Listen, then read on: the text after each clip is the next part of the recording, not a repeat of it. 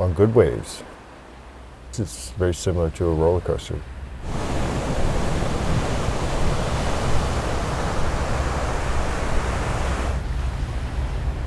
You're just pumping down and generating speed.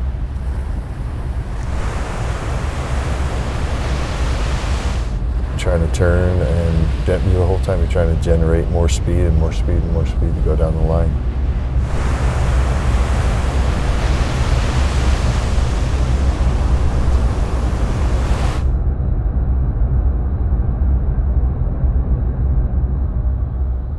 People know, and everybody knows around me, that if there's swell that weekend or swell that night or blah blah blah, if we have plans, I'm probably going to break those plans and I'm probably going to surf.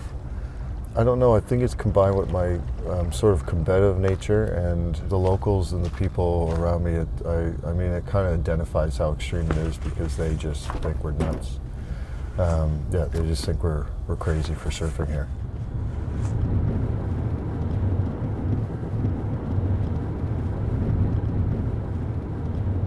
Since moving out here for 5 years, it's become a stoke. It's become something really consistent. So, I started with that longboard in the back, and I've progressively moved down boards, and gotten better.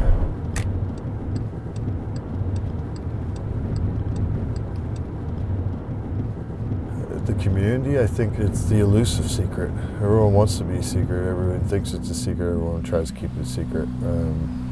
It's not necessarily easily accessible. And I think that's what makes you unique and special. It's sort of a mythological, but it's been 20 years now, like 30, 40 years, keeping it secret.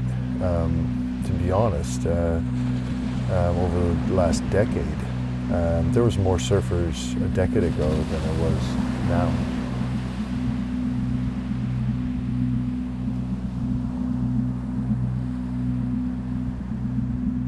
Through all the thrill and the anxiety and the excitement and lining up and trying to have a good session and stuff, the reality is there's a lot of times there's lulls, there's a lot of waiting, and you're out in the middle of the ocean with your own thoughts and with no distractions and stuff. So it's actually like lonely waiting for the wave or waiting through a lull and stuff. But the other part of that is patience. Like, patience is definitely a critical component of surfing. I've had adrenaline and stuff, but I would call it more like stoke. It's some sort of more balance. It's not just all fun. It's not all adrenaline, right? There's work, there's risk, there's all these other components that add to the feeling. It's not just the feeling of being in there and surfing and stuff. It's also the feeling that you have afterwards. It's itching that scratch before you get in, and then it's the fact that everything else is so much easier and palpable, I guess, after you surf.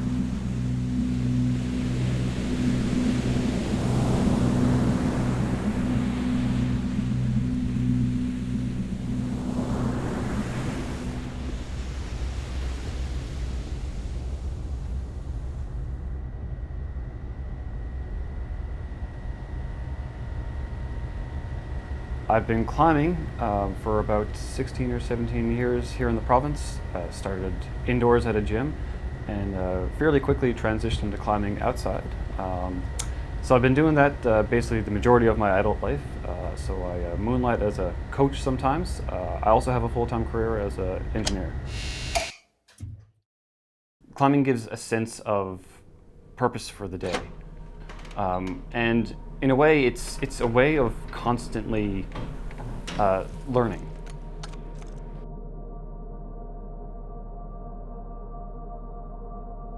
For me, climbing is an extremely personal experience. It's about comparing myself to who I was yesterday.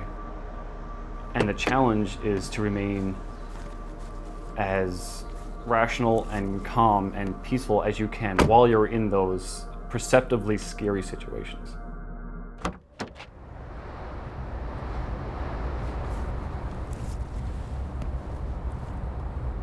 You were in a situation where you're scared, but if you're too scared, then that's going to negatively impact your climbing.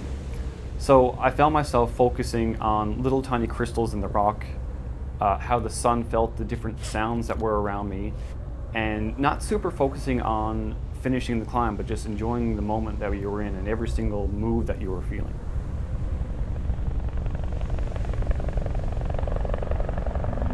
I faced the wall and closed my eyes for as many moments as I need. You do feel a huge adrenaline rush before you start. So once I feel that rush, I'll try my best to breathe heavily and let that feeling escape my body and return down to a lower state. I want to feel in a very calm, very peaceful, very introspective, but yet very aware state of being.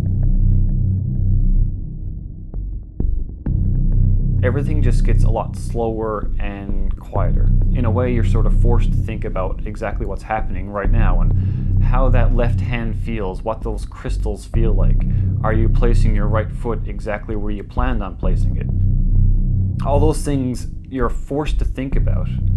And in a way, that calms your mind down, because if you don't, then you're going to fall.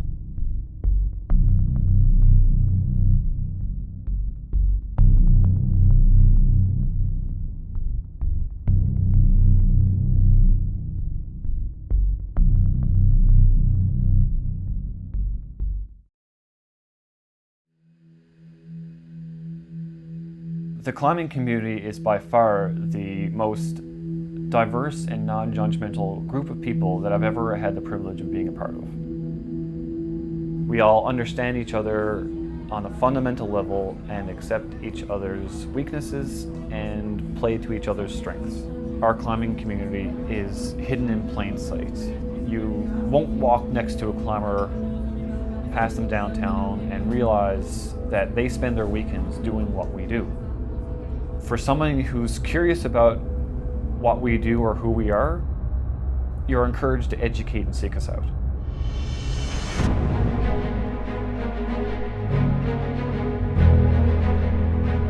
I've never felt better in my life. Rock climbing for me is probably the biggest aspect of who I am today. I can't see life without it, to be honest. What place does it take up for me? It's basically who I consider myself to be.